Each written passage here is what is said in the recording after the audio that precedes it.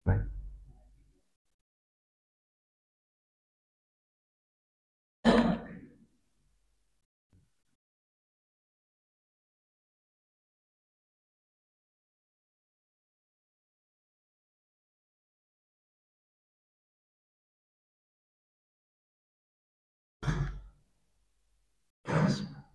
Assalamualaikum warahmatullahi wabarakatuh.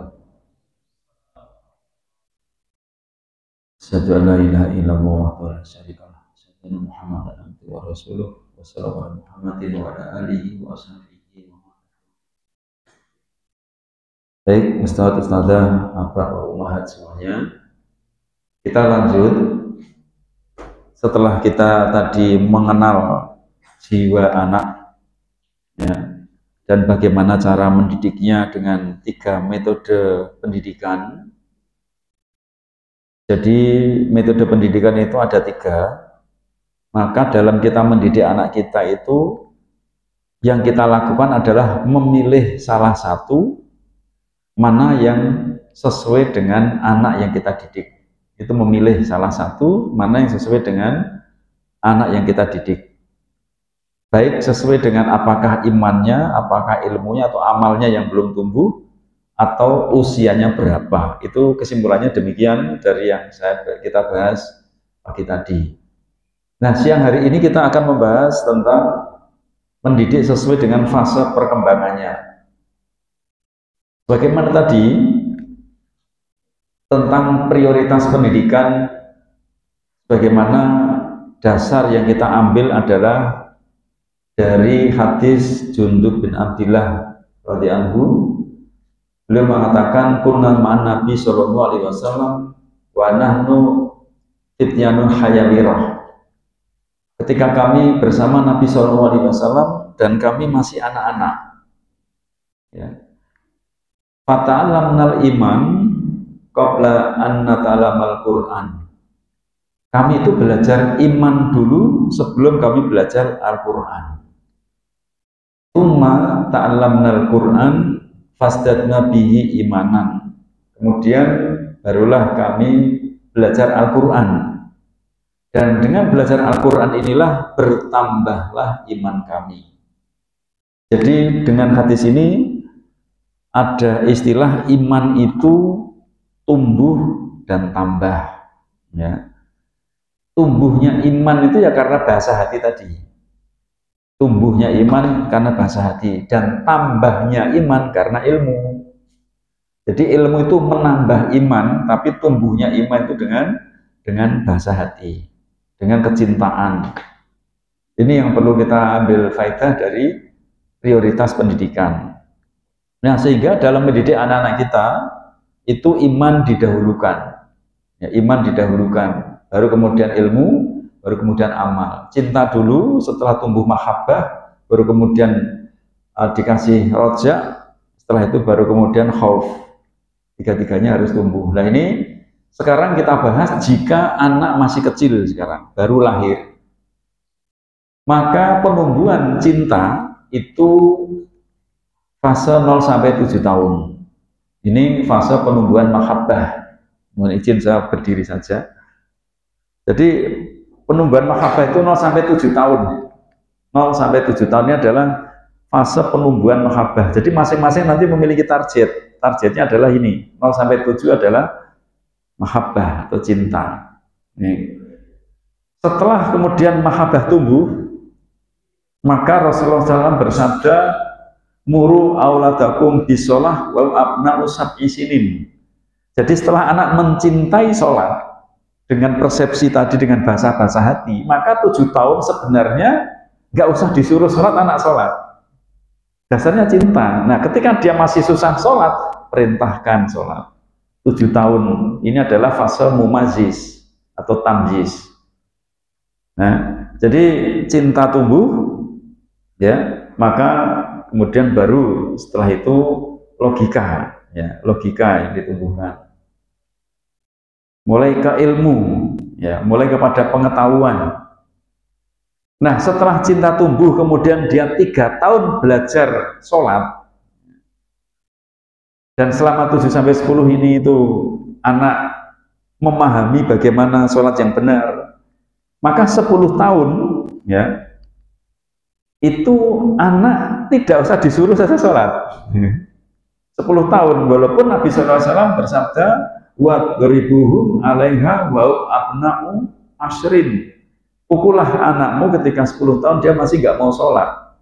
Maka kalau proses ini berjalan sebagaimana mestinya, 7 tahun dia akan sholat sendiri, 10 tahun nggak perlu disuruh, apalagi sampai dipukul.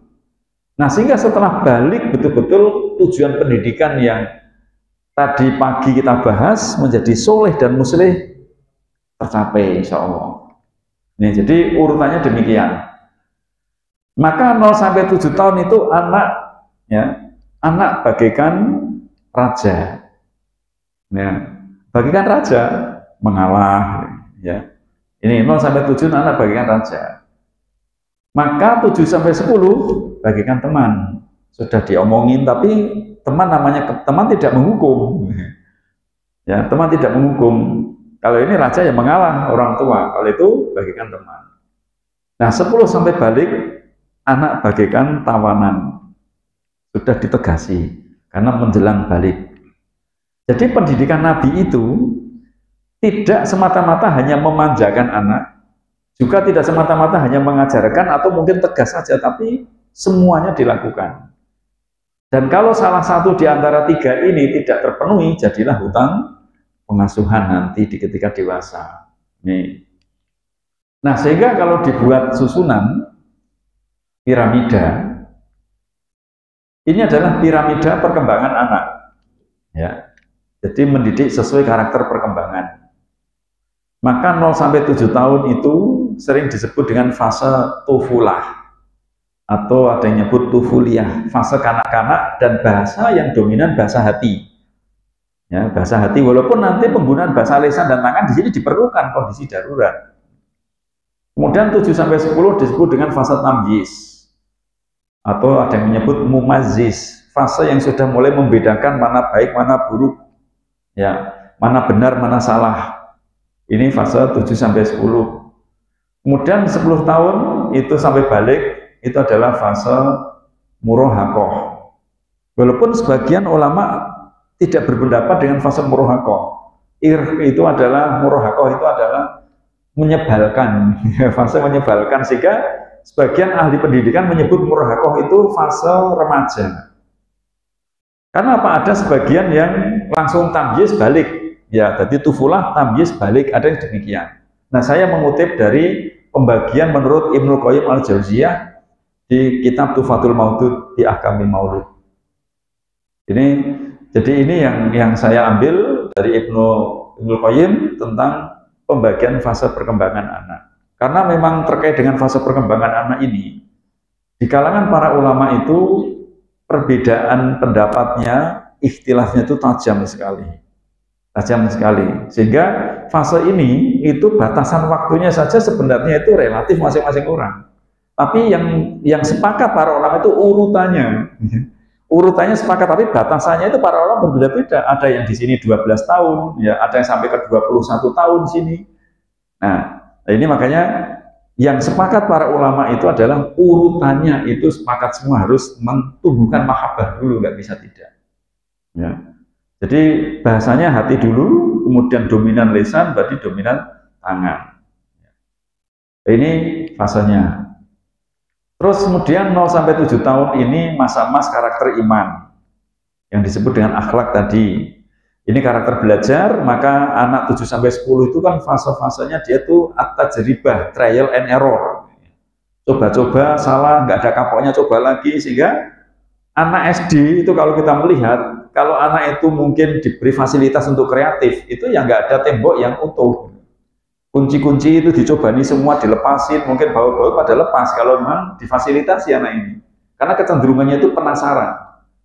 Kemudian setelah ini baru karakter bakat, maka penjurusan itu adalah 10 tahun. Sehingga ketika balik betul-betul soleh dan musleh, harapannya begitu. Ya, soleh dan musleh, sehingga setelah sabab, ya, yaitu setelah balik, semua karakter ini tumbuh, harapannya demikian. Harapannya demikian. Terus kemudian ada namanya batasan syariat. Ya. Ada dua garis putus-putus, itu batasan syariat. Maka hal-hal yang di antara batasan ini disebut akhlak mulia, sedangkan yang di luar itu adalah akhlak tercela. Jadi yang di luar batasan namanya akhlak tercela, yang di dalam itu akhlak mulia. Dan ternyata bagi anak sebelum balik, ya, itu ada toleransi. Apa maksud toleransi? Bahwa ketika anak berbuat akhlak tercela, itu tidak dicatat sebagai dosa. Rufi al-qalamu an salasah. Pena catatan amal diangkat pada 3 orang. Salah satunya yaitu wa anisrobi hatta yahtalim. Pada seorang anak sampai dia itu ihtilam, sampai balik. Maka sebelum balik dia nggak dosa. Maka ini disebut dengan toleransi. Dan bahkan lebih ekstrimnya ini hak anak. Hak anak. Kenapa ini katakan hak? Sebagaimana tadi ketika Rasulullah itu ditunggangi sama cucunya, itu tidak diturunkan. Jadi seolah-olah itu adalah hak anak itu.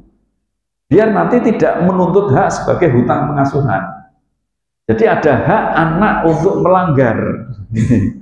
Contoh misal, anak kecil usia 2 tahun, abinya lagi memperbaiki sepeda motor. Ternyata di belakangnya abinya ada kunci Inggris. Kunci Inggris itu kan besar. Diambil sama anak itu, tiba-tiba melayang di kepala ayahnya. Apakah ayahnya akan marah, menjelaskan dan sebagainya? Cuma senyum. Ya. Kenapa dijelaskan juga tidak paham, dimarahi nangis karena dia tidak merasa bersalah. Sehingga bisa dikatakan itulah hak dia. Kita sebagai orang tua fitrah saja nggak menuntut dia atau nggak marahi dia, cuma senyum aja. Jadi ini antara toleransi. Ya. Dan toleransi paling longgar itu adalah fase TK. 0 sampai itu toleransi paling longgar. Sehingga pakai bahasa hati, bagaikan raja dia itu, bagaikan raja. Ini, ya dia bagaikan raja. Karena apa? Toleransi paling longgar. Nunggangi orang sujud saja ditungguin sampai selesai. Ya, kalau menurut syariat kan kurang ajar kalau orang sholat ditunggangi kan. Tapi ternyata oleh Rasulullah itu hak dia, ditungguin sampai selesai. Ini jadi kemudian berikutnya ketika 7 sampai 10 toleransinya sedang, sudah diomongin, ya. Jangan gitu, jangan diulang lagi ya. Tapi tidak boleh ada ketegasan, tidak boleh ada kemarahan, pukulan, nggak boleh, karena dia sebagai teman. Nah kemudian setelah 10 tahun barulah bagaikan tawanan, tidak mau sholat, pukul, ayo minta maaf, kamu salah, kamu dihukum. Itu mulai 10 tahun, sehingga lengkaplah tiga-tiganya, sehingga harapannya begitu balik, selesai. Tidak ada hutang pengasuhan. Nah kalau salah satu ini tidak diberikan, entah bahasa hati, bahasa lisan, atau bahasa tangan, nanti setelah besar dia memiliki hutang pengasuhan. Jadi setelah balik, sudah tidak ada toleransi lagi. Sudah dicatat dosa-dosanya, selesai, sehingga tidak ada pelanggaran syariat. Itu harapannya demikian. Sehingga diharapkan setelah balik jadi soleh dan musleh. Ini idealnya demikian, idealnya.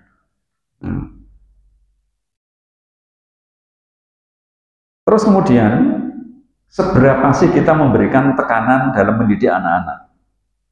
Jadi makin kecil usianya, makin longgar tekanannya, makin besar usianya, makin berat tekanannya. Itu mengikuti perkembangannya. Maka jangan dibalik, ketika di TK ditekan, ternyata setelah protes-protes, ngamuk, tantrum, baru besarnya dimanjakan, itu kebalik. Jadi manjakan dulu, baru bagaikan raja, kemudian diomongi pakai seperti teman, baru kemudian ditegasi. Urutannya demikian. Nah, namun kadangkala hari ini karena berdasar atau berprinsip dengan kertas kosong tadi, anak bagikan kertas kosong, maka kadangkala orang tua menggunakan bahasa hati itu nggak sabar. Ini harusnya TK itu dominan bahasa hati, walaupun boleh kita menggunakan bahasa tangan, tapi ketika darurat. Jangan nanti pecah, gelasnya kena kaki. Bahkan menggunakan bahasa tangan ketika anak lari ke jalan raya, bahaya, tarik pakai tangan walaupun nangis. Itu sudah darurat. Tapi dominan di bahasa hati. Nah, kemudian ketika 7-10 tahun harusnya dominan bahasa lisan, dominan bahasa tangan. Kadang orang tua itu nggak sabar ketika mendidik anaknya TK pakai bahasa hati. Lah, anak saya ini kan sudah 5 tahun nggak bisa apa-apa ini. Suruh belajar nggak mau, dimarahi katanya nggak boleh, diomongin aja belum tamyiz. Ini gimana?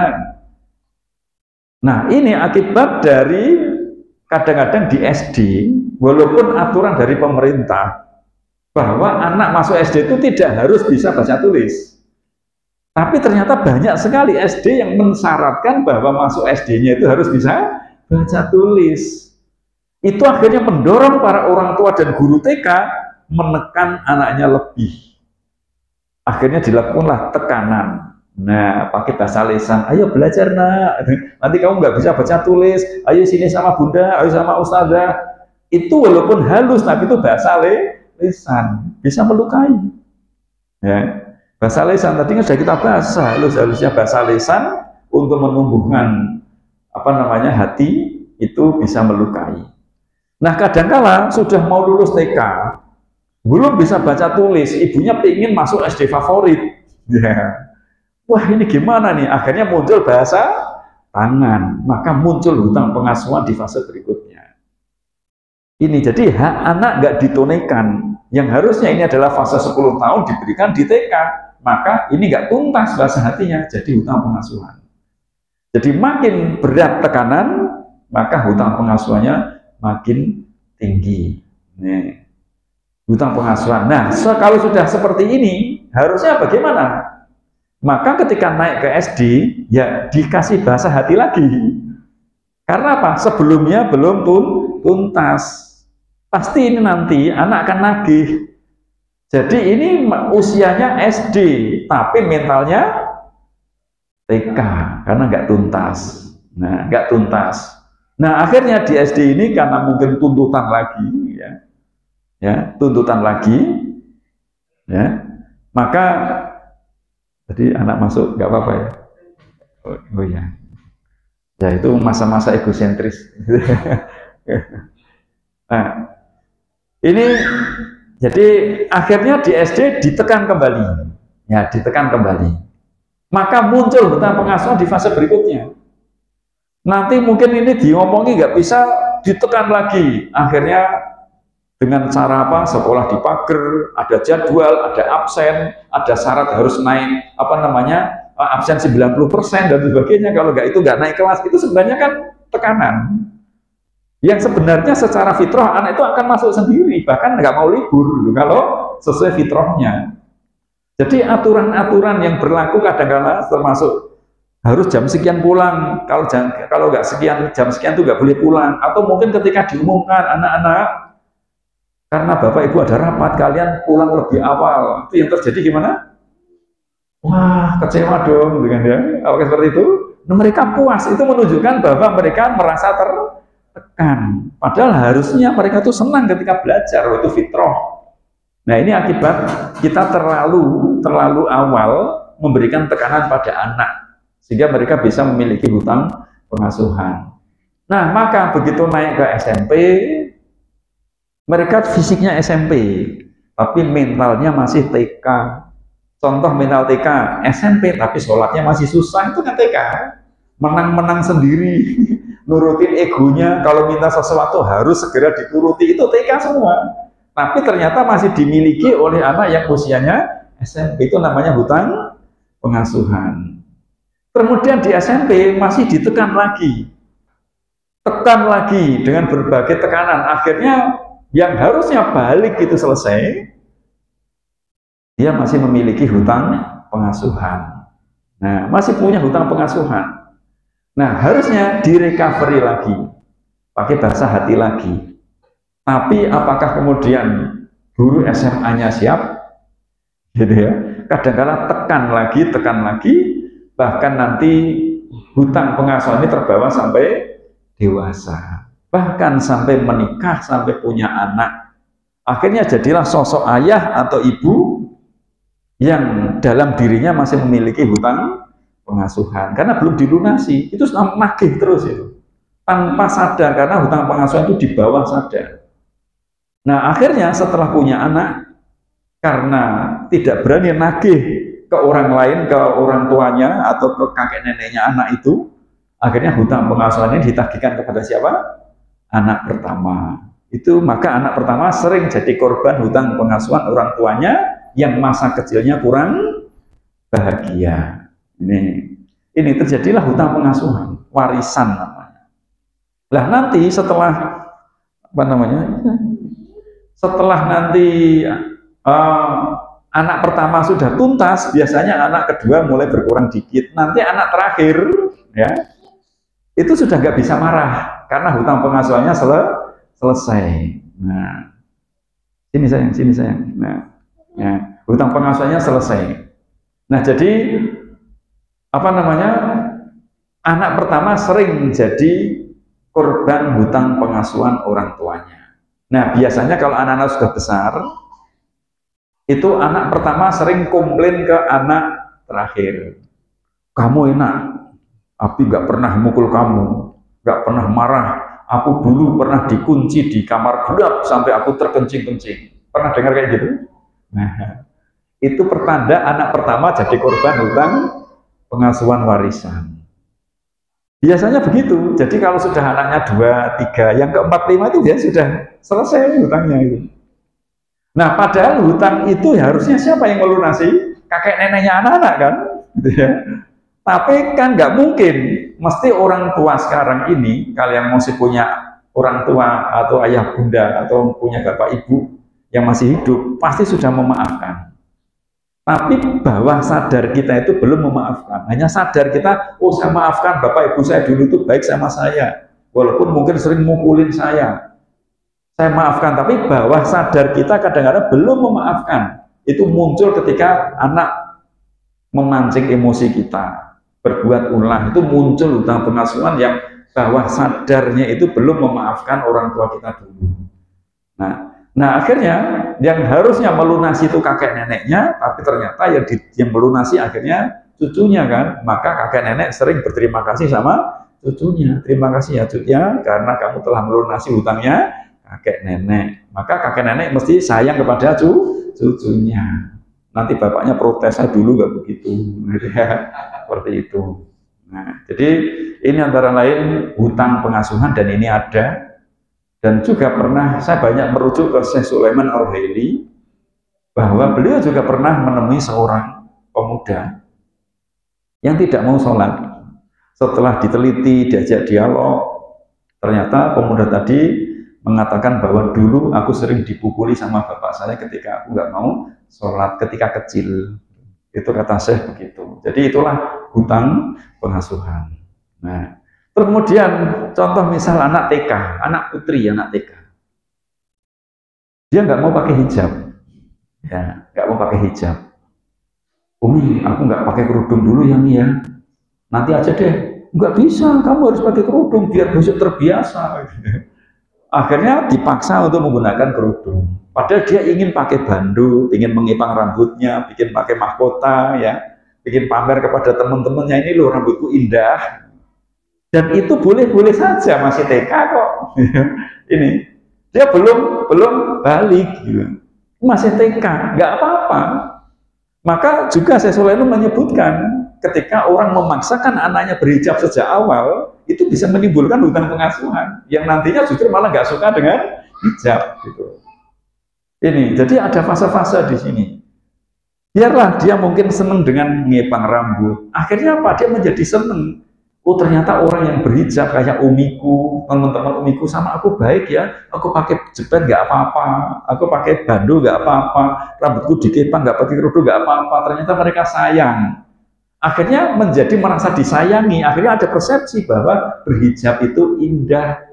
Maka yakin nanti anak itu dalam hatinya, aku besok mau pakai hijab kalau sudah besar kayak umiku. Bagaimana tadi Ustadz yang jadi mudir tadi, kalau bapakku ngomong kepada saya tentang pondok, aku nggak akan mondok. Maksudnya setiap anak itu punya kemauan menurut fitrah yang kita yakin insya Allah dia akan menjadi baik. Nah ini banyak hal seperti itu. Nah, kemudian ketika anak TK nggak mau sholat, umur 6 tahun, ya, ayo nak sholat, nggak mau. Nah, padahal perintah sholat itu 7 tahun. Bahkan Syekh Sulaiman itu mengatakan bahwa orang tua tidak boleh menyuruh anaknya sholat sebelum 7 tahun. So ekstrim beliau, sampai se-ekstrim itu. Kenapa? Jelas muru auladakum bisolah wa abna usai sinin. Perintahkan sholat padamu ketika usia 7 tahun. Lah kita kadang-kadang tergesa-gesa tadi akibat teori kertas kosong. Mumpung kecil, akhirnya kecil diperintah, sudah suruh puasa penuh. Padahal dia baru senang-senangnya main di masjid. Bahkan ketika masih 5 tahun mau ke masjid saja, lari-lari nggak boleh. Tenang di sini, nah gitu kan. Padahal kita contoh dari Rasulullah tadi, anak yang belum tamyiz tadi saja boleh kok tanda kutip ganggu orang sholat. Ini, nah ini jadi itu ada kaidah-kaidah yang lain nanti kita bahas. Ya. Bukan berarti terus anak sembarangan di masjid itu enggak. Ya. Ada kaidah-kaidahnya nanti. Nah ini seperti itu. Nah ini makanya mari kita didik anak-anak kita sesuai dengan fasenya. Ini tekanannya mengikuti fasenya. Nah mari kita bahas satu-satu sekarang. Ya, bagaimana mendidik anak usia 0 sampai 7 tahun? Ini adalah masa emas karakter iman. Ini adalah masa emas penumbuhan mahabbah sebelum rojak dan khauf. Yaitu yang perlu kita ketahui, anak usia 0 sampai 7 tahun itu bagaimana sebuah kisah dari hadis dari riwayat Nasai ya, dan dari Al-Hakim. Jadi yang saya sebutkan tadi ini hadisnya, dan ini salah satu hadis, salah satu di antara sekian hadis yang menjadikan dasar kita bagaimana kita mendidik anak usia tufulah 0 sampai 7 tahun. Suatu ketika Nabi SAW mengajak salah seorang cucunya, Hasan atau Husain. Jadi perawi yang bernama Saddad itu. Karena kembar sehingga nggak bisa membedakan mana Husain mana Hasan. Diajak ke masjid dan Nabi ingin mengimami sholat di situ. Akhirnya Nabi maju ke depan shaf, cucunya tadi ditaruh di samping beliau. Akhirnya beliau mengimami sholat, takbiratul ihram, sebagaimana sahabat juga ingin ikuti beliau. Dan beliau sholat sebagaimana yang beliau sholat, ya ruku, ya. Kemudian baca surat juga.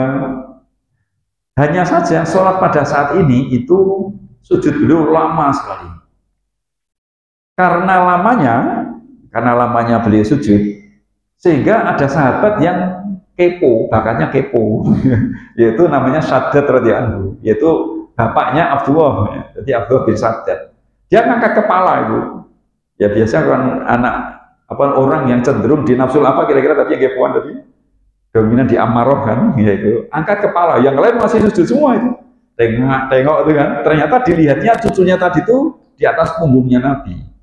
Nah, akhirnya beliau sujud kembali. Setelah selesai sholat, sahabat-sahabat bertanya. Ya biasalah kalau ada sesuatu sahabat pada bertanya, Rasulullah, ya. Mengapa Rasulullah tadi sujudnya lama sekali tidak seperti biasanya? Apakah Rasulullah sakit atau sedang menerima wahyu? Nah, kita perhatikan sabda Nabi SAW, kullu dzalika lam yakun.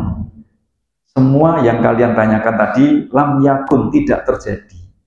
Tidak ada apa-apa. Tambah heran seperti itu. Kok lama banget kok tidak ada apa-apa? Walakin nabni irtahalan. Cuma tadi cucuku itu nunggangi saya, naik di punggung saya. Fakarih itu an-ujilahu. Aku tidak ingin memburu-buru dia, aku tidak bermaksud menurunkan dia, saya tungguin dia di punggung saya, hatta yaqdiya hajatah, sampai cucu saya itu menunaikan hajatnya, puas bermain, turun sendiri, baru aku angkat kepala. Nah, itulah Rasulullah SAW dalam mendidik anak kecil. Tentu saja umurnya pasti di bawah 7 tahun. Ya, di bawah 7 tahun. Nggak mungkin usianya 10 tahun ke atas, nggak mungkin. Pasti sudah rame para sahabat itu. Nah, dari sini akhirnya bisa kita ambil faidah. Ya. Apakah Rasulullah tidak mendidik adab pada anak itu? Jawabannya kira-kira gimana? Itulah cara Rasulullah mendidik adab kepada anak kecil. Ya, itu Nanti beda kalau anak itu sudah usianya 15 tahun, beda lagi. Nah, apakah Rasulullah tidak mengajarkan cara sholat pada anak itu? Jawabannya adalah, itulah cara Rasulullah mendidik cara sholat kepada anak kecil. Nah, sehingga dari kondisi itu, ternyata Rasulullah itu menuntaskan egosentris anak. Ini yang dituntaskan Rasulullah. Egosentris. Apa egosentris? Anak menang-menang sendiri. Aku paling penting, aku harus dituruti, semua harus memperhatikan aku. Sentral di situ, ananiyah. Ya. Atau ada yang menyebut al-markazi. Ya. Jadi semua berpusat pada dirinya. Satu sisi dia belum tamyiz, belum tahu perasaan orang lain, ya. Apa mungkin mengganggu atau tidak, dia nggak peduli, pokoknya yang penting aku. Dan ini ternyata dituntaskan oleh Rasulullah. Ya. Ini Afan namanya, anaknya siapa tadi? Nah, itu masuk egosentris apa tidak? Iya, egosentris. Satu sisi belum 7 tahun, mungkin usianya masih 3-4 tahun lah. Ya. Egosentris. Satu sisi kelebihan Ananda itu kan di amaroh. Sudah kecil didominasi amaroh, sehingga dia banyak gerak, nggak mau diam. Dan itu normal. Cuma kalau dibandingkan dengan anak yang dominan di mutmainah, ya dianggap nggak normal. Ini, cuma masalahnya sekolah kita itu banyak yang menganggap normal itu yang tengah-tengah, yang nurut, yang pinter, kan?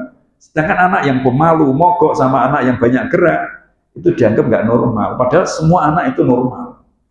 Nih, semua anak normal. Jadi egosentris ini dituntaskan oleh Rasulullah SAW, ditungguin sampai selesai. Nah, kira-kira metode ini dengan metodenya Sumamah bin Utsal tadi sama apa tidak? Sama.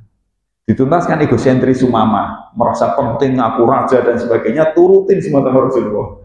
Ketika pembagian ghanimah perang Hunain, egosentrisnya muncul, diturutin sama Rasulullah. Ini. Nah, ini dalam rangka apa? Untuk menumbuhkan imajinasi positif. Karena anak usia ini itu imajinasinya memuncak. Anak usia ini ketika ditanya cita-citanya jadi apa, itu nggak ada yang jawab jadi petani, itu nggak ada. Pengen jadi guru nggak ada. Pengen jadi apa? Superman, jadi Ultraman, pengen jadi pilot, jadi astronot. Itu yang dia citakan apa? Imajinasinya tinggi sekali. Nah, imajinasi ini sedang tinggi-tingginya ketika dia melakukan sholat tadi kemudian disenangkan, maka diharapkan dia berpersepsi bahwa sholat itu asik. Maka cucu Nabi tadi kan setelah dewasa jadi ahli sujud, karena merasa bahwa di dalam pikirannya sujud itu menyenangkan. Itu ada dari pengalaman masa kecilnya, menyenangkan. Ini jadi Rasulullah menumbuhkan imaji positif. Terus Rasulullah itu menjaga sensitivitas anak. Anak kecil bawa gelas, kita bicara hati-hati nanti kalau jatuh kena kaki, nangis. Karena hatinya sensitif, apalagi dibentak. Itu aja sudah mencegah biar dia nggak bahaya. Nangis tersinggung. Ya. Maka ketika anak berbuat salah, misal memecahkan gelas, kan dia tengok-tengok. Nanti kalau mungkin wajah kita agak bersemut, agak cemberut, nangis anak itu. Tahu bahwa dia sedang dimarahi. Karena apa? Dia nggak pernah merasa salah. Namanya juga belum tamyiz. Nah, ini 3 hal inilah yang Nabi tuntaskan, ya. Terus, Masya Allah. Ya. Jadi ini yang dituntaskan. Nah, kalau ini tidak tuntas, maka nanti diharapkan muncul hutan pengasuhan. Ini, maka ada istilah mendidik anak kecil. Satu anak mendidik satu anak kecil membutuhkan orang satu kampung, benar apa tidak? Ini masjid ini kan didik dia semua kan? Ya sayang ya, iya. Butuh orang satu kampung, benar sayang ya?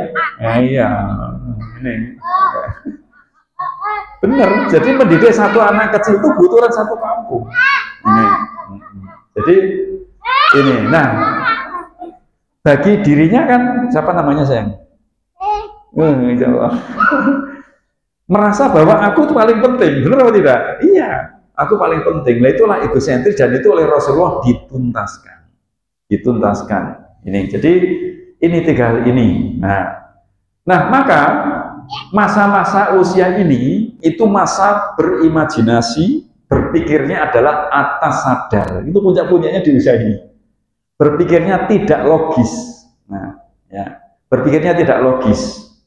Maka masa ini adalah masa-masa emas untuk menumbuhkan iman.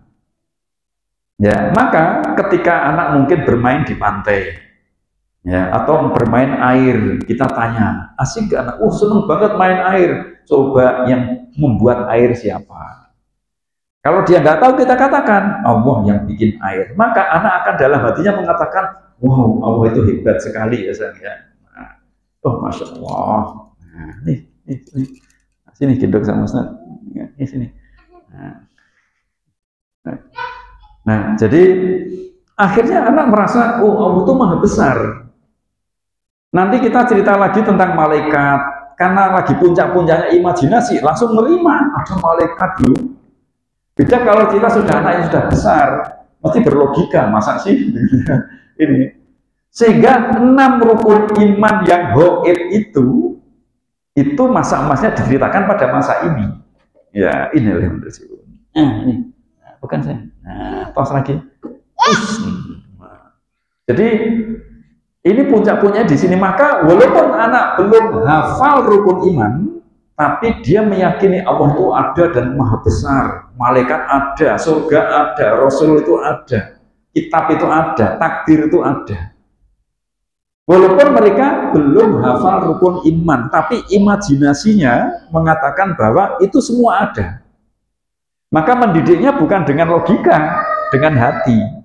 Dan anak-anak usia ini itu hal-hal yang imajinatif, hal-hal yang fiktif bagi anak nyata. Maka anak usia ini kalau dikasih baju Superman, apa yang dia lakukan?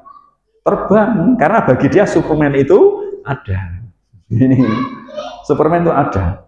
Maka kisah-kisah yang cocok untuk anak usia 0 sampai 7 itu adalah kisah-kisah yang mukjizat sifatnya, yang tidak masuk akal. Senang percaya anak ini. Wow, ya contoh misal Allah Subhanahu wa taala menolong kaum muslimin di perang Badar dengan diutus malaikat. Wah, anak seperti ini senang banget.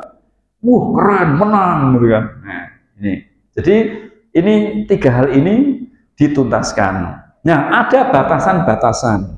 Sejauh mana egosentris ini dituntaskan. Selama tidak berbahaya. Ya, selama tidak berbahaya. Sini sayang, sini sayang. Nah, sini ya sama Ustadz ya. Nah, terbang kayak pesawat ya. Nah, selama tidak berbahaya. Nah, kalau sudah membahayakan seperti tadi, misal nyangkut kabel itu ya, kita kan bereaksi kan, mau menggunakan bahasa apa? Tangan, karena apa? Berbahaya. Nah, jadi pernah suatu ketika, ya, ini dibukakan, bukan ini mau minum ya, ya.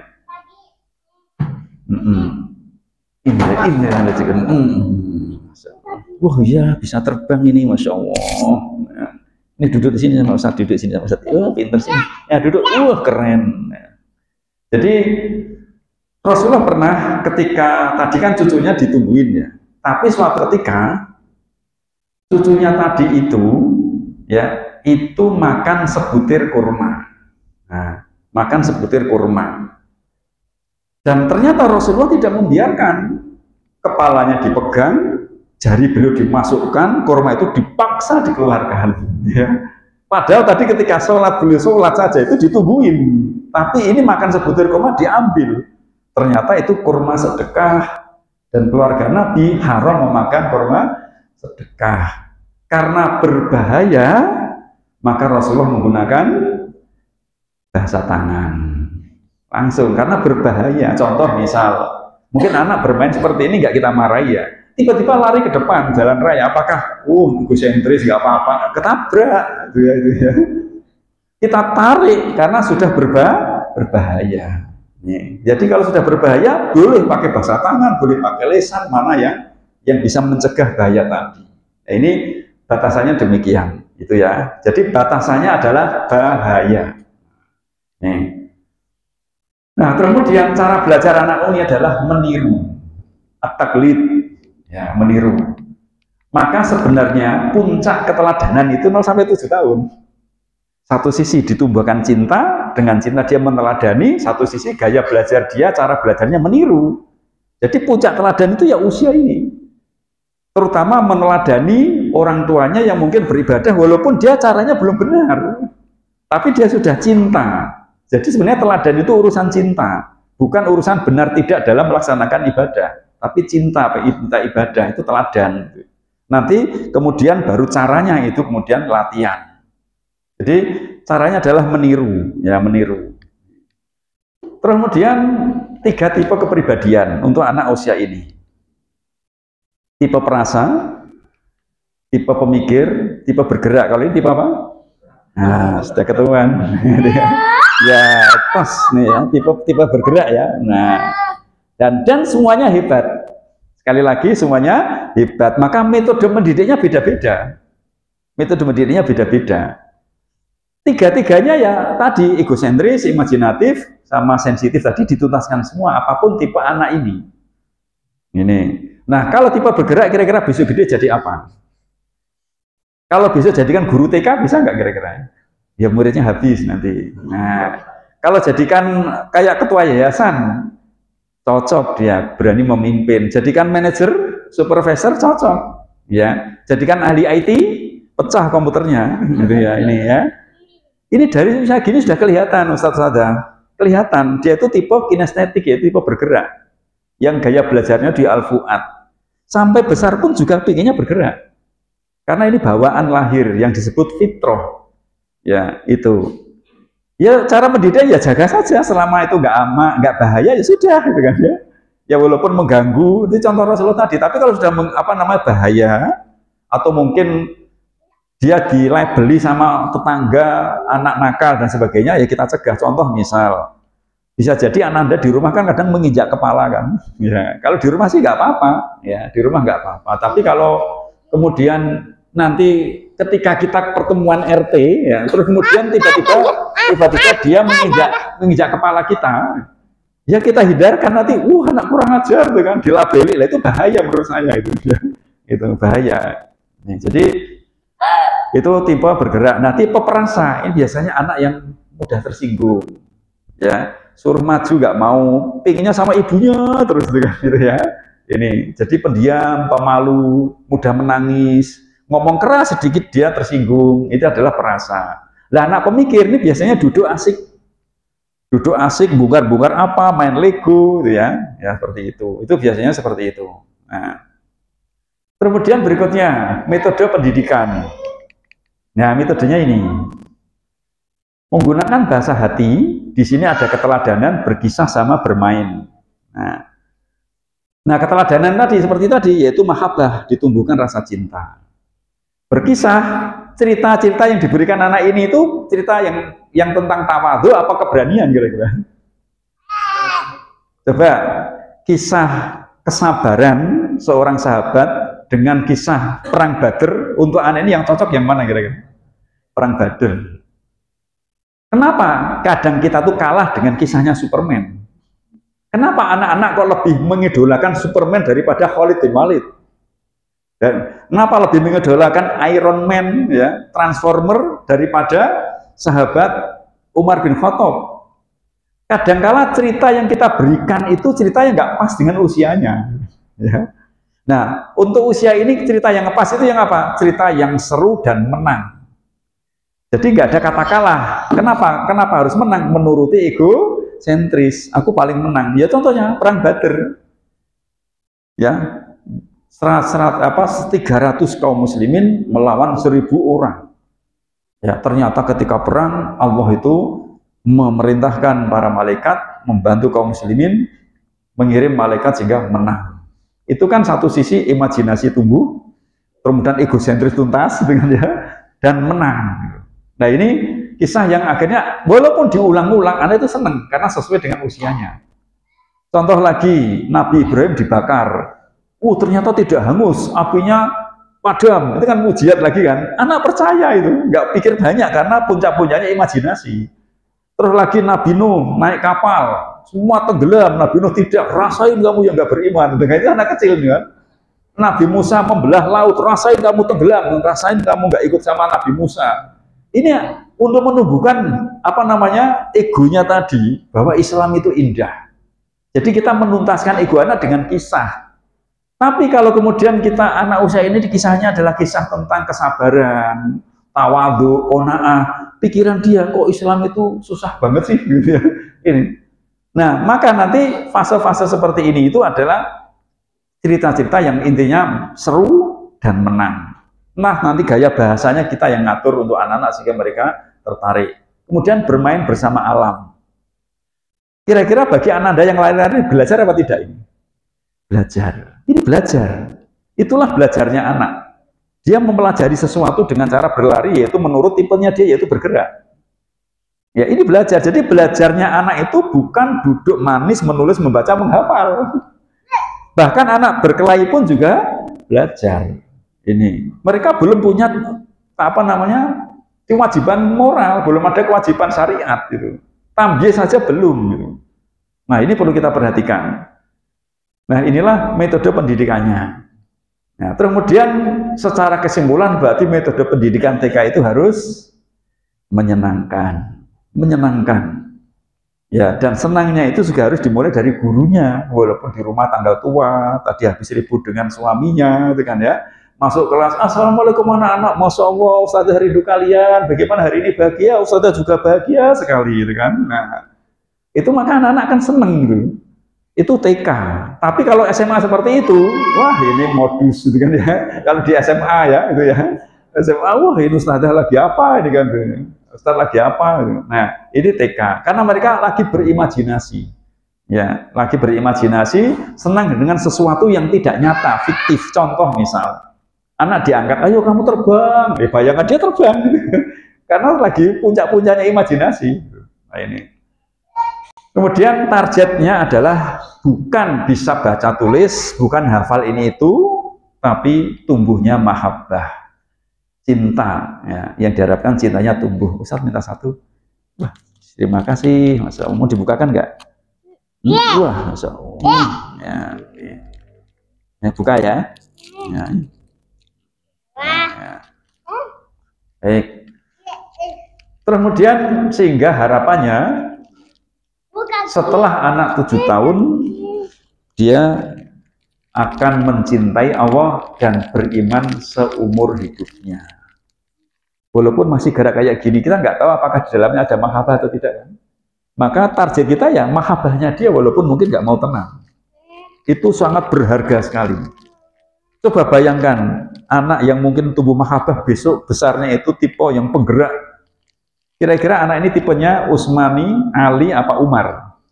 Umar. Ya, dan anak-anak seperti ini kalau dewasa, yang saya tahu, itu meruqyah gampang. Karena setan takut kepadanya. Ini kenyataan, Ustaz.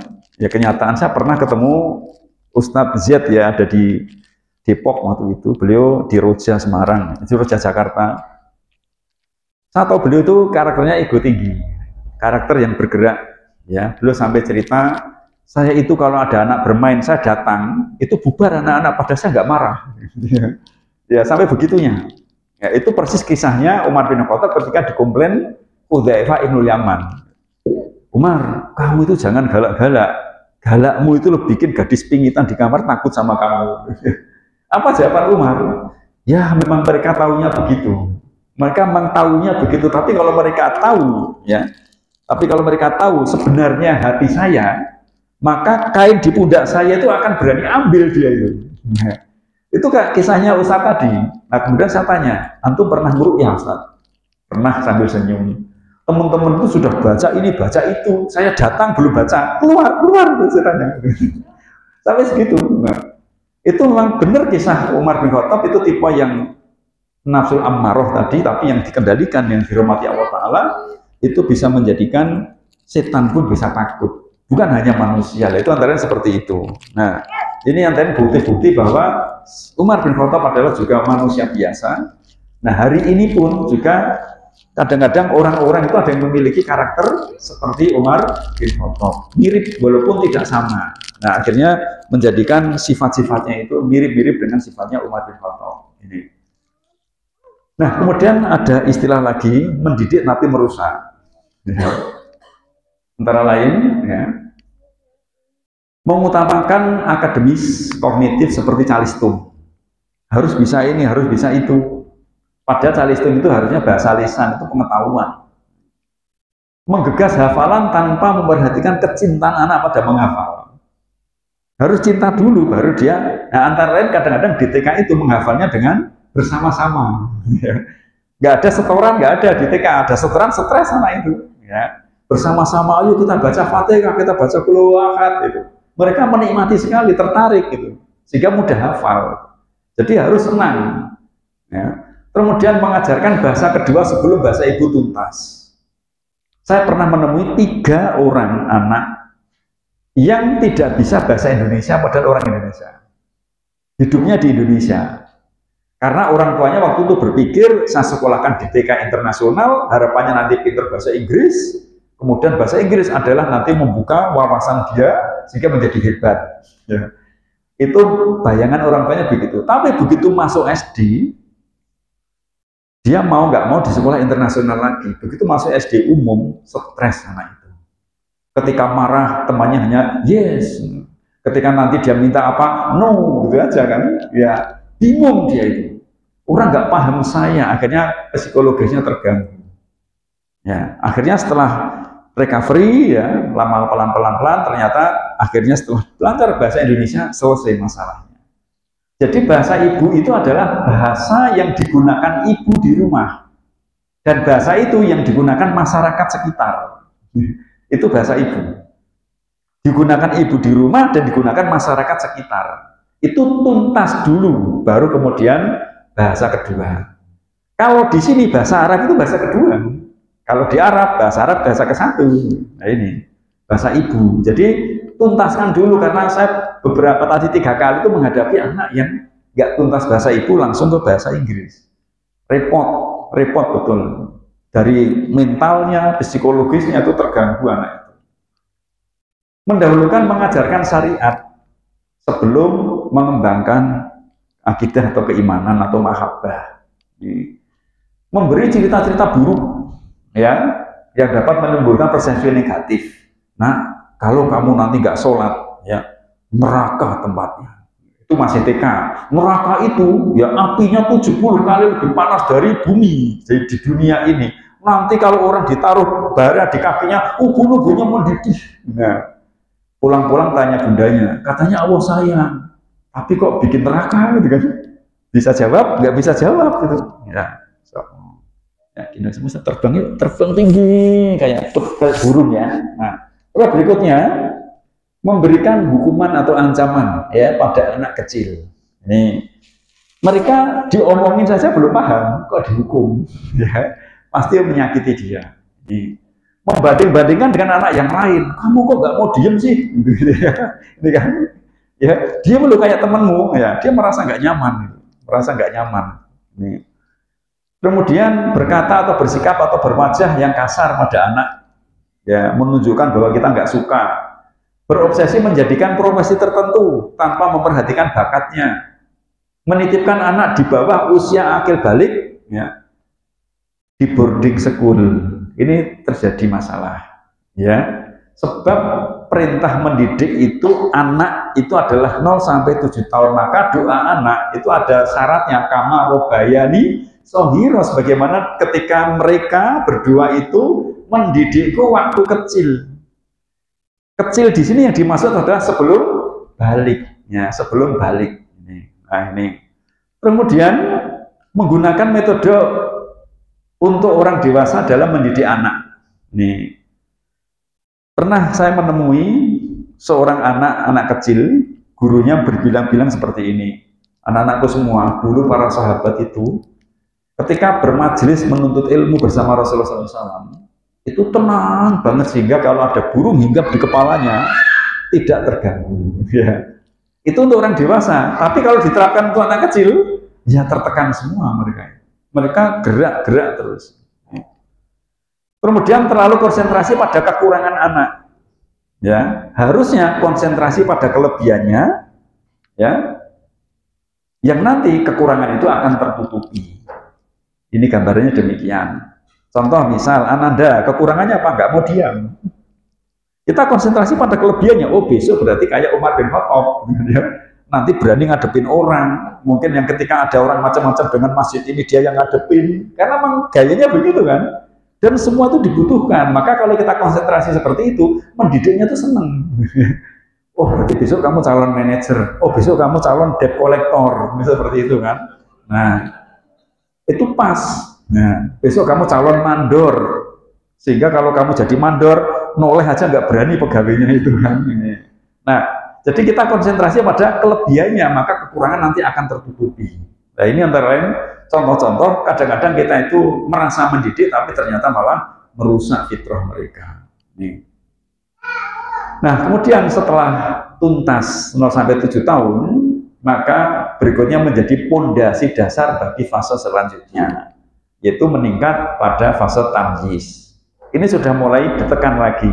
Tadinya di sini, ini agak menekan. Jadi mulai jadikan teman, diomongin, nggak boleh begitu. Tapi kalau Anda ini tadi diomongin nggak paham, kamu jangan gini. Tapi kalau sudah tamyiz, dia mulai bernalar. Besok lagi jangan diulangi ya. Itu. Tapi tidak boleh ada celaan, hukuman, ya pukulan nggak boleh. Cukup dengan bahasa lisan. Nah, pada usia tamyiz ini, ya, yang mana adalah masa emas karakter belajar, kondisi anak itu adalah puncak-puncaknya al-fudul atau hubul istitla, rasa ingin tahu. Nalar tumbuh pesat dan waktunya untuk bersosial. Ini 3 kondisi. Nah, 3 kondisi ini. Nah, rasa ingin tahu ini menjadikan anak itu cenderung at-tajribah, trial and error. Ya. Dia melihat sesuatu, ya kemudian mencoba, gagal, coba lagi, gagal lagi, coba lagi, gagal lagi, dan coba lagi. Ini anak tamyiz. Maka anak seperti ini bersamaan masa emas karakter belajar. Kalau kita hanya menerima trial, nggak menerima error, anak nggak mau belajar. Nah, tanda anak yang tidak tumbuh karakter belajar, itu antara ketika selesai mengajar, siapa yang mau bertanya? Ada yang tanya? Nah, itu tanda karakter belajarnya tidak tumbuh. Kenapa mereka nggak berani bertanya? Takut salah, takut dimarahi. Karena apa? Selama ini kita sering menerima trial, tidak mau menerima error. Coba kita perhatikan bagaimana Nabi SAW ketika Anas bin Malik tidak mau menjalankan perintah beliau. Anas, saya minta tolong ini. Di hadis itu Anas bin Malik menyebutkan, aku berangkat gak ya? Jadi Anas bin Malik itu merasa, aku misal nggak melaksanakan, Rasul juga nggak marah, aku melaksanakan juga Rasulullah juga biasa-biasa saja. Kan? Akhirnya Anas bin Malik itu nggak pulang-pulang, Rasulullah nyari-nyari. Ini anakku nggak pulang-pulang, kenapa ini?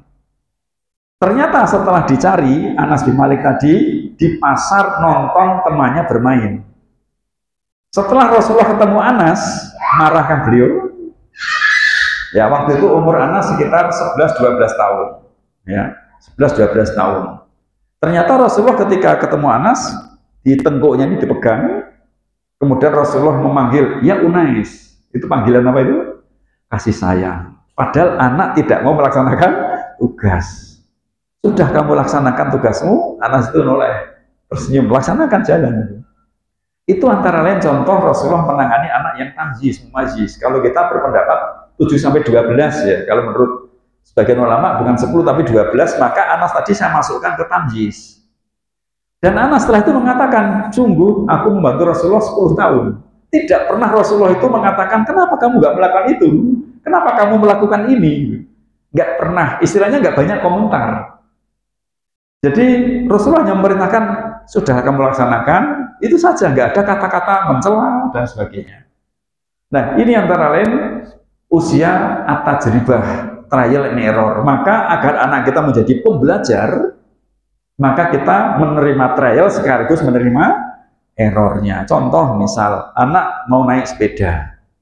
Umi mau naik sepeda. Hati-hati nak ya, jangan kumpul-kumpul sama temanmu itu bahaya. Ternyata melanggar. Ya. Namanya juga anak usia ini makin dilarang, makin penasaran. Mosok sih, gitu kan. Sudah akhirnya jatuh. Setelah jatuh kita tahu mungkin anak itu nggak patuh dengan nasihat kita. Apa yang kita lakukan? Tidak ada kemarahan, cukup senyum. Sakit nak ya, besok lagi hati-hati. Ya, nggak usah menyalah-nyalahkan, mungkin-mungkin nggak usah. Karena itu yang contohkan Rasulullah seperti itu. Ya, besok jangan diulang lagi nak ya, hati-hati ya. Kalau hati-hati kamu nanti bisa naik sepeda. Coba besok latihan lagi naik sepedanya biar kamu pinter.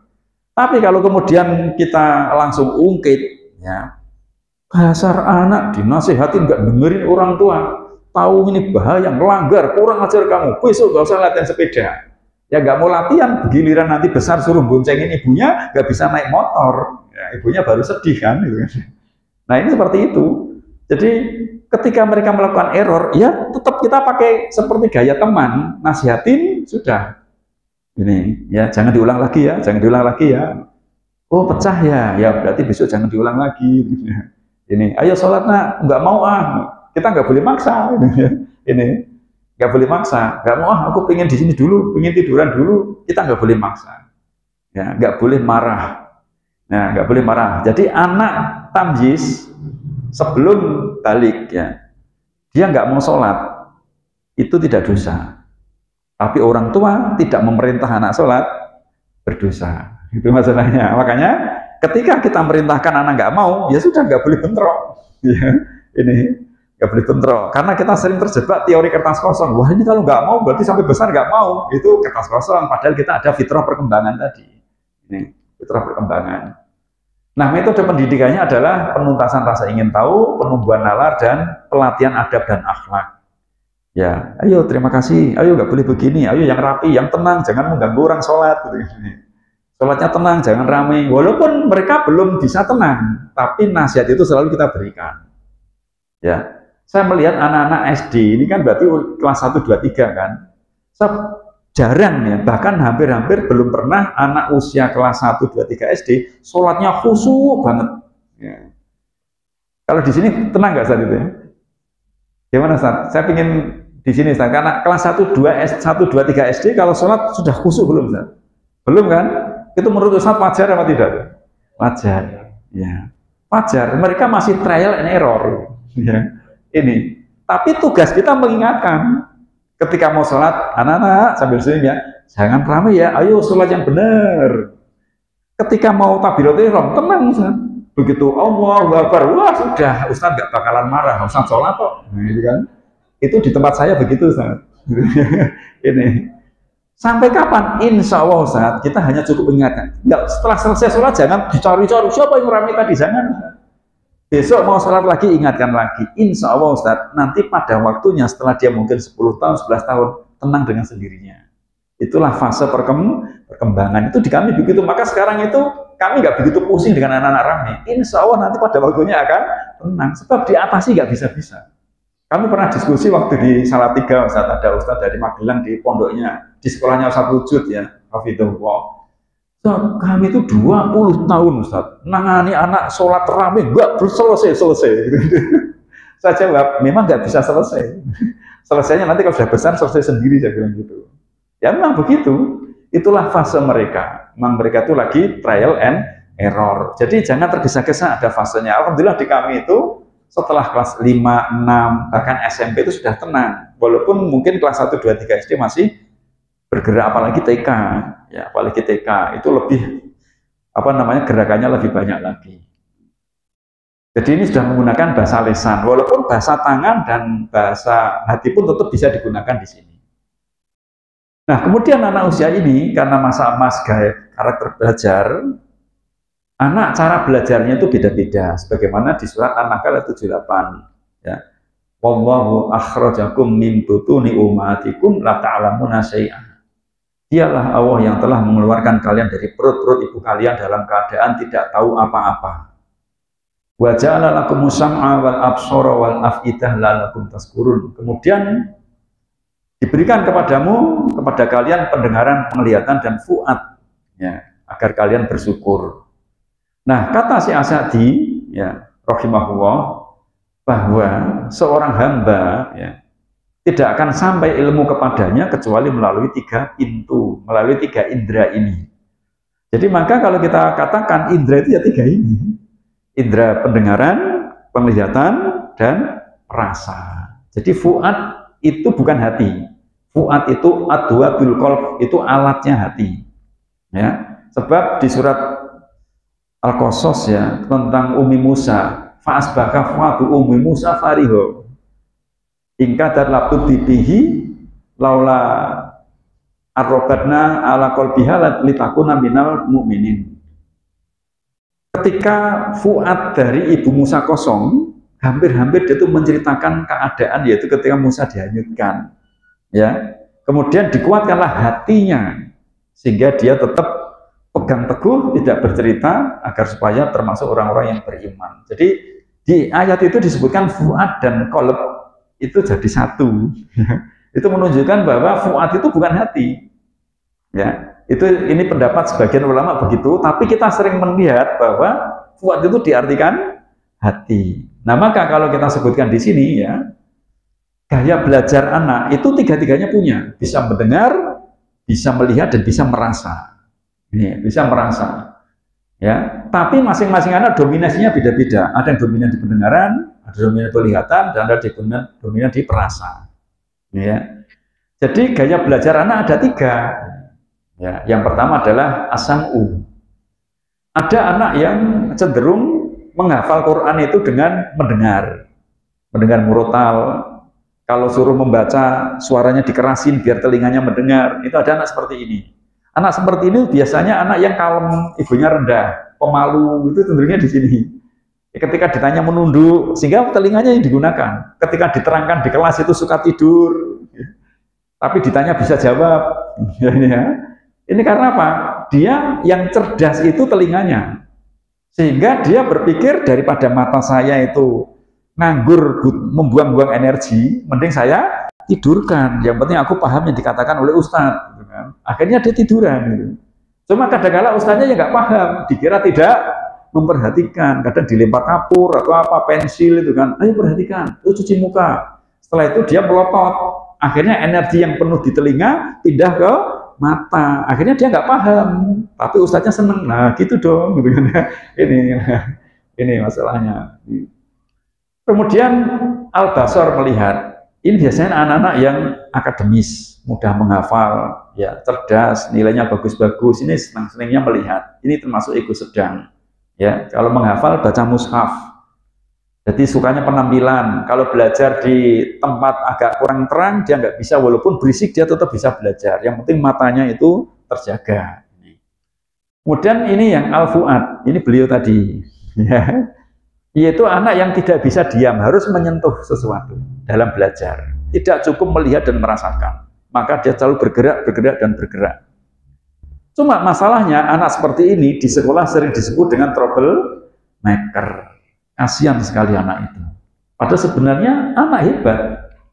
Ya, cuma kadang-kadang kita itu karena terobsesi di otak tadi, seolah-olah anak yang hebat itu yang hafalannya banyak, yang cerdas. Anak seperti ini hebat juga. Ya, karena tipenya tipe Umari kalau saya nyebut itu. Nah, dia harus bergerak untuk apa? Menyentuh. Karena fuad tadi itu ujungnya kulit. Kalau pendengaran ujungnya telinga, penglihatan ujungnya mata. Kalau fuad ujungnya kulit.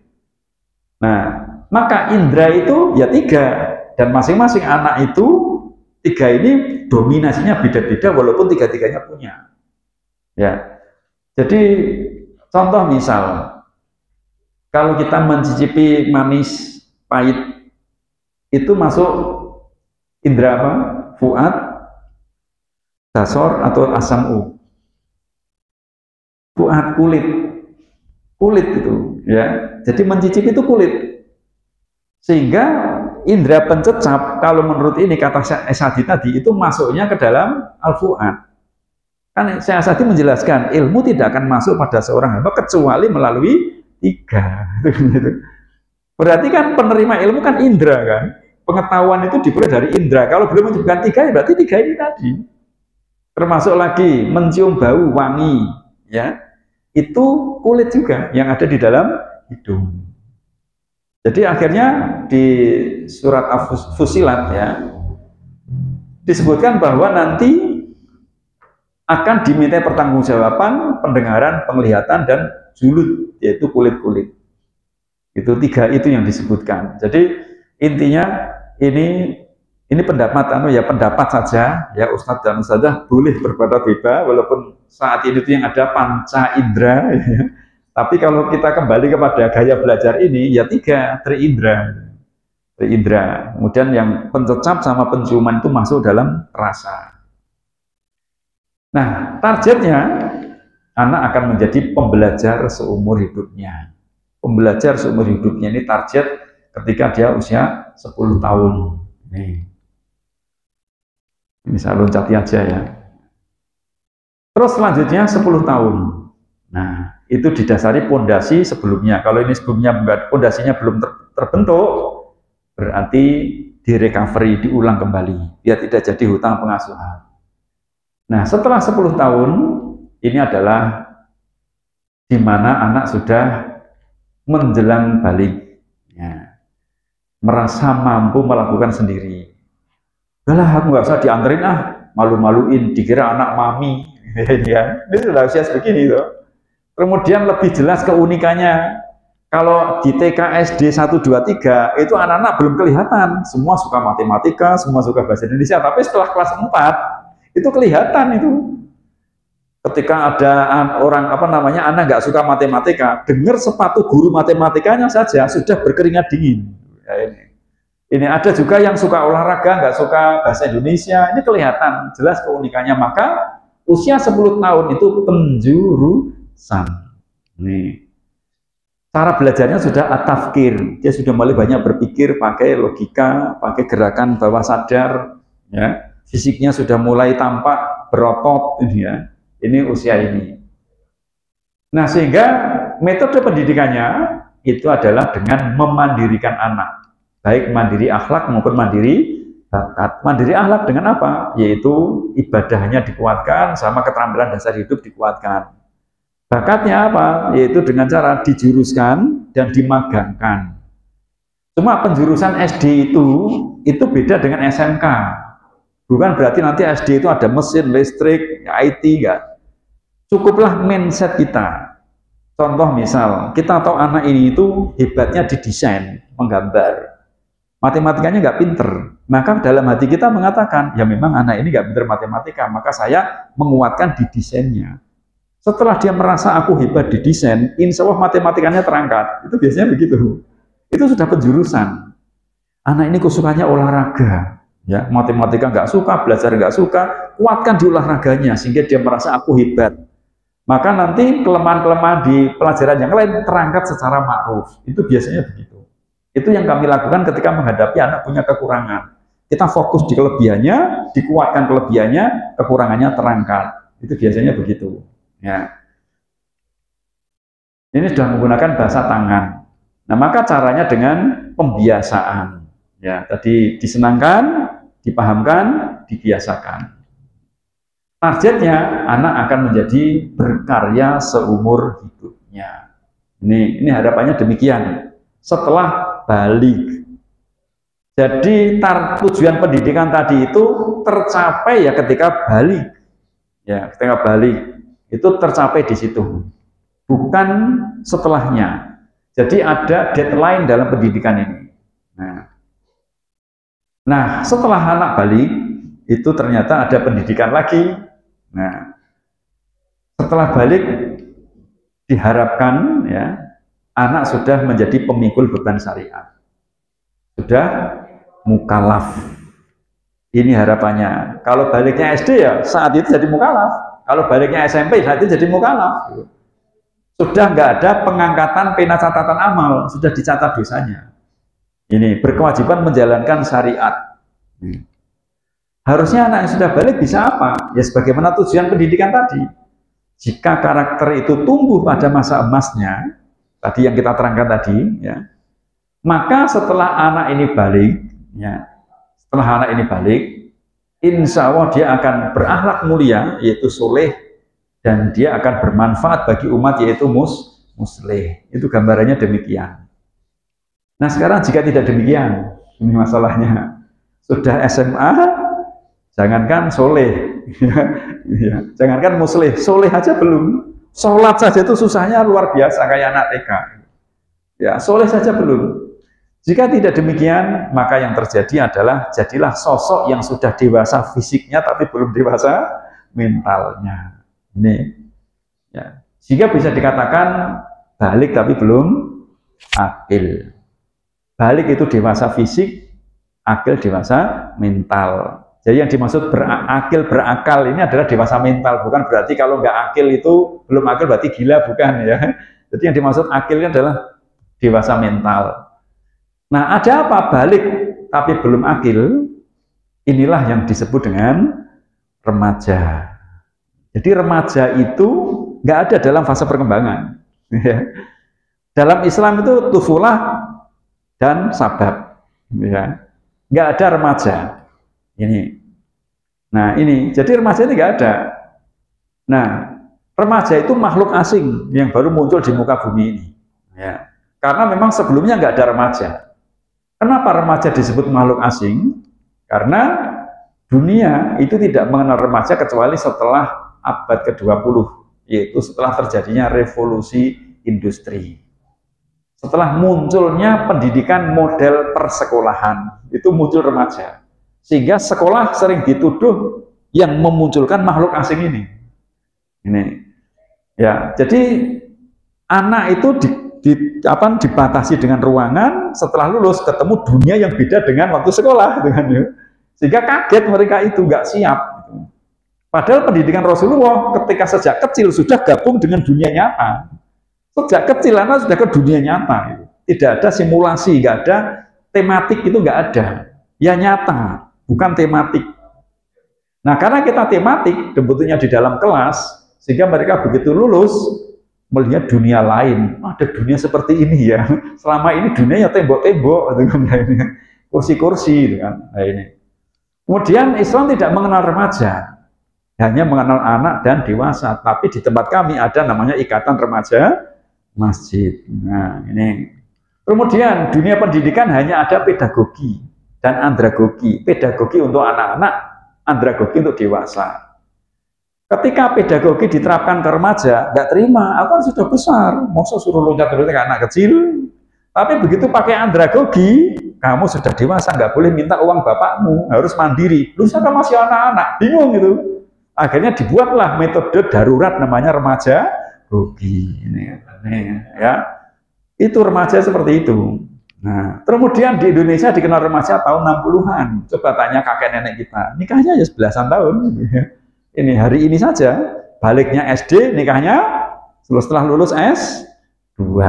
Dengan ya, berpanjang sekali itu. Nah, kalau nenek kita dulu, baliknya 15 tahun, nikahnya usia ya paling banter 16 tahun. Ya itu, 16 tahun. Kemudian undang-undang pidana, undang-undang negeri Indonesia ini nggak mengenal remaja juga, adanya ya anak sama dewasa. Dan sejarah perjuangan bangsa kita itu adanya sumpah remaja, sumpah pemuda, tidak ada sumpah remaja, nggak ada pemuda. Nah ini remaja inilah yang sebenarnya adalah fase mogol kalau dalam bahasa Jawa itu, yang harusnya nggak ada. Ternyata ada akibat dari kemunduran akil tadi. Nih. Nah, kena salah asuhan. Munculnya remaja karena salah asuhan tadi akhirnya menimbulkan hutang pengasuhan. Kalau pengasuhan benar sesuai dengan fasenya tadi, ya, maka balik akan bersama dengan akil datangnya. Kalau pengasuhannya benar. Nah, tapi kalau pengasuhannya salah, maka akan ada jeda antara akil dan balik. Dan muncullah jeda itu namanya remaja. Inilah yang disebut dengan hutang pengasuhan. Yang tidak tuntas, yang harusnya tuntas ketika masa kecil, setelah balik ternyata belum tuntas sehingga dia menuntut walaupun sudah balik tetap seperti anak-anak. Nah, fenomena hari ini generasi digital baliknya lebih cepat, akhirnya lambat. Ini yang terjadi. Ini fakta yang kita hadapi. Mengapa balik lebih cepat? Nutrisi sekarang ini, macam-macam nutrisi dengan zat-zat tambahan, ya. Dan anak sekarang nggak kayak dulu. Kalau dulu orang tua kenduren gitu ya, dapat bungkusan itu ya, itu dibagi satu rumah, walaupun telurnya cuma separuh, dibagi anak 5. Itu kami nggak tidur waktu itu, nunggu bapak pulang dapat makanan. Sekarang ini mungkin Abi, Umi dapat makanan, apa sih? Kadang cuma ditinggal, ya, tidak sesuai seleranya. Ini over nutrisi. Yang kedua, tontonan yang merangsang syahwat hari ini tuh gampang. Ini mempercepat balik. Nih. Kemudian yang memperlambat akil apa? Ya pendidikan, yaitu pendidikan yang tidak raja tega. Coba yang ngajar di SMA, sudahkah manggil bapak-bapak, ibu-ibu? SMA sudah balik belum? Sudah, dewasa, harusnya bukan anak-anak lagi, anak-anak. Ya mereka anak-anak terus, coba panggil saudara-saudara, bapak-bapak, ibu-ibu. Karena mereka sudah tua, ya. Sudah waktunya mereka itu dewasa. Tapi kita masih manggil anak-anak, itu termasuk infantilisasi, pembucahan. Jadi adanya pembucahan dalam pendidikan kita. Baliknya SMP, tapi menikah belum boleh. Pembucahan kan? Ya. SMP sudah balik, harusnya sudah bekerja, mandiri, tidak minta orang tua untuk laki-laki. Tapi masih dianggap anak-anak, namanya eksploitasi. Itu pembucahan juga. Nikah harus umur sekian, padahal baliknya mungkin 12 tahun. Nikahnya harus nunggu sampai 19 tahun. Itu kan masuk infantilisasi. Itu yang akhirnya memperlambat akil. Jadi kalau zaman dahulu akil balik itu bareng, kalau hari ini baliknya usia berapa? SD, ya 12 tahun, ternyata akilnya setelah lulus S2 berapa tahun itu? Itu masa transisi, masa galau, ya, masa menjadi beban negara itu. Padahal harusnya balik kan jadi tulang punggung bangsa, tapi karena jadi remaja ini akhirnya jadi beban bangsa. Ini yang terjadi. Jadi ukuran keberhasilan pendidikan itu adalah ketika mereka balik benar-benar jadi soleh dan musleh. Kalau belum, berarti kita belum berhasil. Ini yang terjadi. Nah, maka jika sudah terlanjur besar tapi karakter belum tumbuh, ya, apa yang harus dilakukan? Recovery. Nah, insya Allah ini sudah jam berapa, San? Masih jam 2 ya? Oh iya, Mas. Kita lanjut. Nah, recovery ini kita bahas besok, ya, terkait dengan perbaikan. Ya, maka ada istilah mengukir kesan sebelum menitip pesan. Maksudnya gimana? Buat kesan dulu bahwa sholat itu indah, sholat itu asik, baru dikasih pesan. Sholat seperti ini nak, caranya begini, sujud begini, hafalkan ini nak, itu pesan gitu. Ya, jadi buat kesan dulu pada anak. Ya, barulah kita kasih pesan. Nak, ayo sholat yang benar. Nak, ayo sholat nak. Setelah ada kesan bahwa sholat itu indah, menyenangkan. Ini. Nah, akhirnya selesailah pendidikan akhlak, ya, itu caranya seperti itu, sehingga mereka betul-betul ketika balik itu mukalaf. Itu pendidikan akhlak menjadi soleh, ya, dan harapannya menjadi musleh. Nah, sekarang kita mulai bicara bakat sekarang. Nah. Ibnu Qayyim mengatakan, wa mimma yang bayi ayat tamita, di antara yang seharusnya dilakukan orang tua adalah memperhatikan keadaan anaknya. Itu lahu minal amal, musta'id apa, bakat apa yang dimilikinya. Wa muhayya'un lahu minha, muhayya' apa, yaitu potensi terpendam apa yang dimilikinya. Faya'lamu annahu makhlukun lah, sehingga orang tua mengetahui, ya memang anak saya begini. Inilah anak saya yang diciptakan oleh Allah Ta'ala. Memang bidangnya ya ini. Ya. Fala yahmilhu ala ghairihi makana ma'dunan fihi syara'an. Maka adalah orang tua tidak memaksa anaknya untuk belajar yang bukan bakatnya, selama bakatnya itu dibolehkan oleh syariat. Ini mubah-mubah saja. Nah ini kata Ibnu Qayyim. Berapa tahun yang lalu?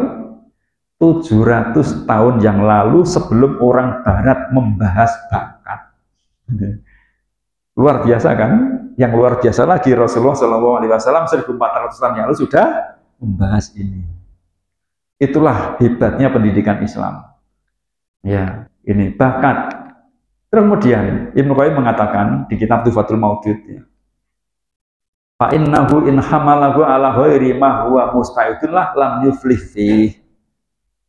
Jika anak dipaksa belajar yang bukan bakatnya, maka anak tersebut tidak akan berhasil di bidang itu.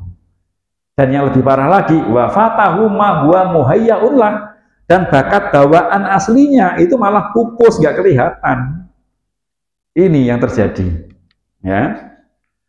Fa idza ra'ahu husnal fahmi, sahihal idraki, jayyidal hifdzi, wa'iyan. Jika kita melihat anak kita itu yang kuning tadi, ya, mudah paham, pengertiannya bagus, jayyidal hifdzi, hafalannya bagus, wa'iyan, cerdas. Maka kata Ibnu Qayyim, anak ini adalah cocok jadi ahli ilmu, jadikan ahli hadis, ahli fikih, ahli syariat, ya, ahli biologi, ahli kimia, ahli matematika yang banyak menggunakan berpikir karena dominan di nafsul lawamah. Tapi apakah anak demikian semua? Tidak. Ternyata ada yang lain. Wa in ra'ahu miyalan litijarah wal bai' wasyira' aw li ayyi sunatin mubahah. Jika anak ternyata senangnya jualan, berangkat sekolah dikasih bekal sosis 5, pulang-pulang dapat uang 5.000, ternyata dijual. Nah, auli ayyi sunatin mubahah, senangnya bongkar-bongkar, nggak bisa pasang, pulang bawa kodok, ya, bawa ikan, ya, bawa batu-batu. Fal yumakin huminha, hendaklah orang tua memberikan kesempatan kepadanya. Fakulun muyasarul lima kulikolah, karena setiap orang akan dimudahkan oleh Allah Ta'ala untuk melakukan apa yang telah ditetapkan baginya. Ini pesan Ibnul Qayyim 700 tahun yang lalu. Dan kalau kita tidak melaksanakan ini, maka yang terjadi hari ini, 92% lulusan SMA itu setelah lulus bingung mau kemana. Padahal harusnya penjurusan mulai kapan? SD kelas 4. Tapi ini lulus SMA masih bingung karena memang nggak ada penjurusan. Tidak ada pemetaan bakat. Ini bingung. Ini terjadi pada anak-anak kita juga. Sudah di kelas sanawi itu kan SMA, kelas 3, mau lulus, ya, itu bingung mau kemana. Padahal sudah jelas belajarnya di pondok misalnya, ya, itu padahal sudah jelas diniyah, tapi ternyata yang dipikir itu ingin jadi ini, padahal jelas itu jalurnya jalur diniyah, ternyata salah jurusan, bingung dia mau kemana. Kemudian sebagian itu kuliah, setelah kuliah ternyata 87% salah jurusan. Ya. Ini kemudian 87% salah jurusan, setelah lulus 80% lulusan perguruan tinggi bekerja tidak sesuai dengan prodinya. Saya hakul yakin di sini ada yang salah jurusan. Jadi ini seperti ini. Betapa hebatnya Rasulullah SAW menugasi seseorang sesuai dengan bakatnya. Kenapa? Tugas panglima tidak diberikan pada Umar yang tegas, tapi diberikan kepada Usamah bin Zaid yang masih muda belia. Bakat. Ya. Kenapa urusan bahasa diserahkan kepada Zaid bin Sabit yang masih kecil, tidak diserahkan kepada Salman Al-Farisi, Ibnu Abbas yang ahli ilmu? Ya. Karena memang bidangnya adalah di Zaid bin Sabit. Itulah Rasulullah betapa hebatnya memetakan seseorang dan menugasi sesuai dengan potensinya. Sehingga ada istilah sekarang, the right man on the right place. Rasulullah sudah melakukan. Waktu itu nggak ada asesmen, ya, firasat yang boleh gunakan. Maka insya Allah nanti kita belajar firasat, memetakan bakat anak. Insya Allah lebih akurat dibanding asesmen. Walaupun di tafsirbakat.com ada asesmen, tapi lebih akurat firasat. Apa itu bakat? Ya. Bakat sampai hari ini masih misteri. Masih misteri. Ada yang mengatakan hobi, bahkan ada yang mengatakan nggak ada bakat dalam pendidikan. Gitu. Ya. Ternyata Allah SWT berfirman, kul kulu ya'malu ala sakilatih, warabbukum a'lamu biman huwa ahda sabila. Katakanlah tiap orang itu akan berbuat menurut keadaannya masing-masing. Sakilahnya, maka Tuhanmu lebih mengetahui siapa yang paling benar jalannya. Ini sakilah ini ditafsirkan oleh Muqatil itu adalah at-tabi'ah. Ya, kemudian Ibnu Abbas menyebut itu as-sajiyah, skill, keahlian. Sehingga bisa dikatakan bahwa setiap orang itu berbuat sesuai sifatnya masing-masing. Nah ini. Kemudian Nabi SAW bersabda terkait dengan sifat. Arhamu umati bi umati Abu Bakar. umatku yang paling penyayang Abu Bakar. Semua sahabat Nabi penyayang, tapi ternyata ada yang paling penyayang yaitu Abu Bakar. Wa asaduha fi dinillahi Umar, yang paling tegas dalam urusan agama Umar. Semua sahabat Nabi itu tegas dalam memegang prinsip, tapi yang paling tegas Umar bin Khattab radhiyallahu anhu. Wa astaquha hayaan Utsman, yang paling pemalu itu adalah Utsman. Semua sahabat itu pemalu, tapi yang paling pemalu Utsman.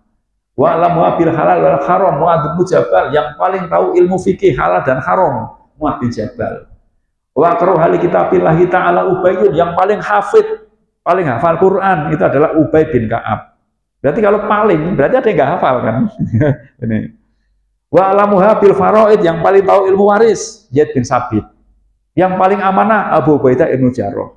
Sehingga dari sifat-sifat ini, ya, itu menunjukkan bahwa sahabat-sahabat dulu itu punya potensi dominan masing-masing. Nah, maka bakat itu adalah sifat yang menonjol pada diri seseorang yang menjadikan berbeda dengan orang lain. Itulah bakat. Ini. Jadi bakat itu